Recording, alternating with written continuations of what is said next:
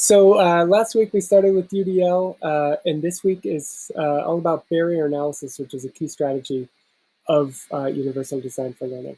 So last week, our initial foray into UDL. This week, I just said this, you'll apply a key UDL practice, barrier analysis, to a recent experience where you were the learner. Now I have an asterisk here because essentially what I know is that teachers are their best own critics, and I want you to apply this process to an experience that you had as a learner, not as the teacher.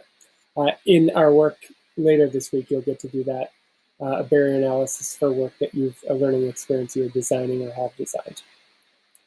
And just as a reminder, UDL explicitly and deliberately shifts the focus from students being the ones disabled to learning environments being disabling to student learning. In other words, UDL aims to change the design of the environment rather than change the learner. And we've all been in a situation where we haven't learned as what we or the teacher had hoped that we would learn. And usually, or at least often for me, I blame myself for not getting it. Instead of looking at the degree to which the learning experience was designed to accommodate the predictable variability among learners.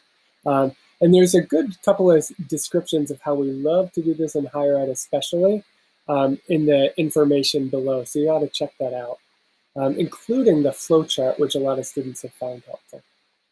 But I'm not going to read that right now because I'm trying to keep it sweet. So the details, basically it's pretty straightforward. As I said, you're going to choose a recent learning experience, and in whatever format you choose, you're going to express the following 5 things. So briefly describe the learning experience.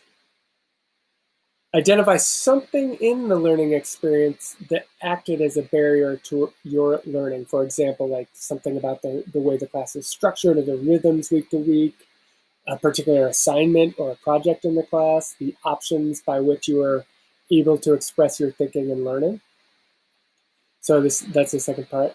Third, suggest 2 separate practices that may or may not involve EdTech tools.